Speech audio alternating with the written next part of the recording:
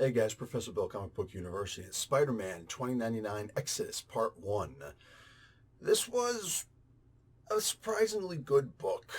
It, there's problems with it, but as a one-shot, this stands solid. I really enjoyed this. Let's get talking about who made this comic book, and we'll get into the book itself. So the writer is Steve Orlando. The artist is Dave Wachter. I believe I'm pronouncing that right. Colorist Carlos Lopez, and letters VC's Clayton Cowles. Cover artist Ryan Stegman, J.P. Meyer, and Marty Gracia. That's a lot of people for one cover, and then there are two variant covers out there also. Like I said, this was fun. I enjoyed this.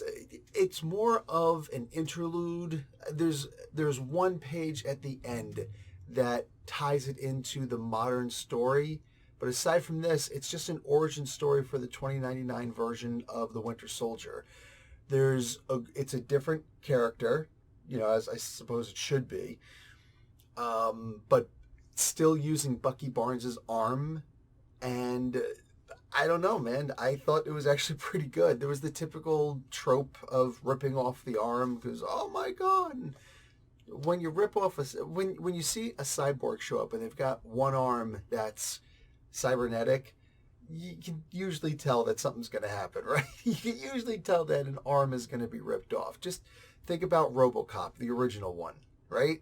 So, I mean, it is what it is. But nonetheless, I still enjoy it despite little things like that, little tropes like that. There's a good origin story. I like that they essentially resurrected what's his name, Crossbones, for this, but not really, but yeah, kind of. I like the way they did that. All of it felt good.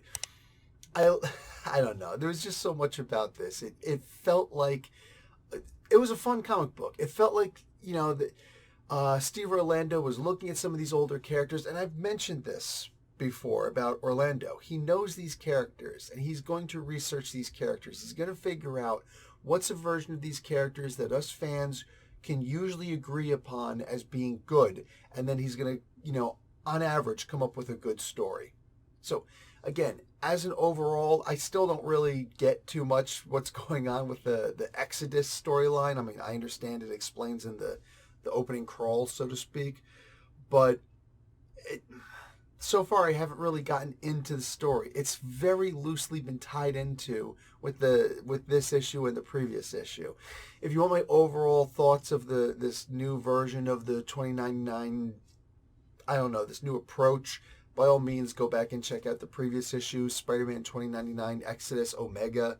It was only like 2 weeks ago. Shouldn't be too hard to find. That's if you didn't come in on the ground floor and you don't have access to the book. Otherwise, just go read the book. Like I said, it was fun, right? And this issue also, it's fun. I like the take on the new character, on the new Winter Soldier. There's more than enough of the original there to still have that identifying feeling, and yet it's different enough that you don't feel like, well, you're just doing a carbon copy of the original one, which for the most part for me, I think that's exactly what we're looking for. We're comic book fans, and this is a franchise. Retcons are a very dangerous thing to do, right? Dangerous insofar as people might think that you're no good as a writer and not want to buy your stuff anymore, right? They might say, oh, this franchise is crap now because they're retconning everything. I don't want to buy your stuff anymore, right? Captain America's supposed to be Captain America. Spider-Man's supposed to be Spider-Man, right?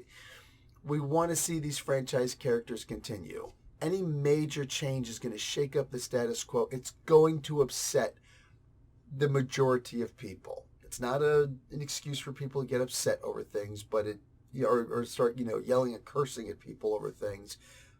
But you cannot reasonably blame someone for choosing to not spend their money on this product anymore. You can't reasonably be upset at somebody for voicing a complaint about a change, right?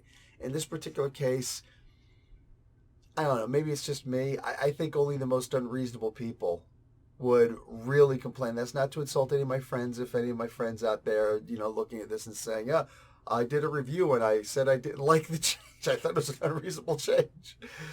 I think that the changes were very minute and they were more about being character driven and less about the spirit of who the character actually is. Same power set, same almost everything. And like I said, aside from the cybernetic arm, the robot arm being ripped off, I really liked this. It was good. The next issue is supposed to be about bringing Loki into this. Now, I'm going to have to read this. I'm going to have to. Why? The 2099 universe, when it originally came out in the 90s, was about all new characters in the future, and a lot of them didn't work. The X-Men 2099 did not work on any stretch of the imagination. The story, in my opinion, the storylines were not good, and that was the most likely you were going to get from that, because the characters themselves, for the most part, were horrible.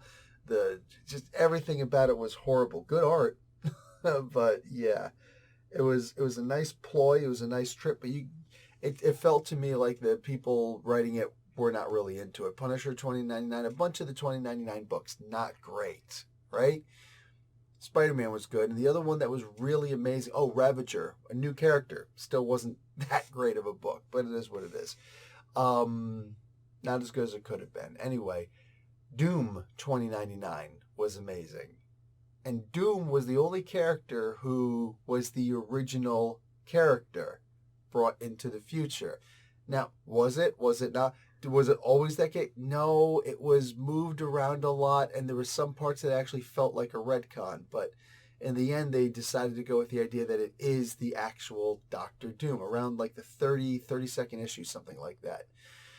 So it only makes sense for, in this universe, there to be another character like that. I'm sure they sat long and hard and thought, who could it possibly be? And somebody said, hello, do you remember the original MCU run? Loki, he was the original bad guy. He was consistent throughout. It would make sense that he came through. Dr. Doom came through time travel. This guy doesn't have to do that, Loki. He could just come in through Ragnarok at worst, right? And to be the final surviving member of the recent Ragnarok, well, that would indicate to this critic that the only way for the other Asgardians to come back is for everyone to experience their Ragnarok, which essentially in the Marvel Universe just means their death. Loki would actually have to die in order for the next Ragnarok cycle to continue.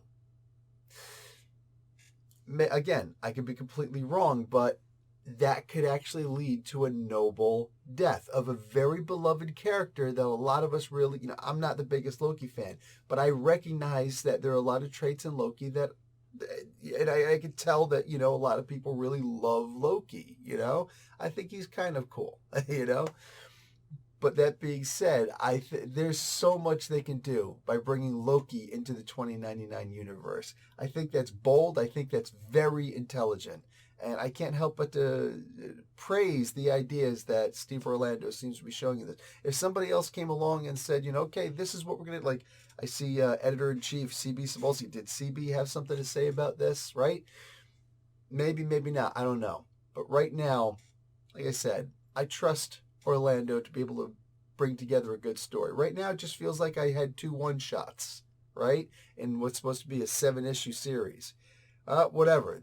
As one-shots, these were great stories. As the overall story continuing, we'll have to see what happens. In the meantime, I'm looking forward to the next issue. Guys, like the video, watch an ad. Professor Bill, Comic Book University. Class dismissed.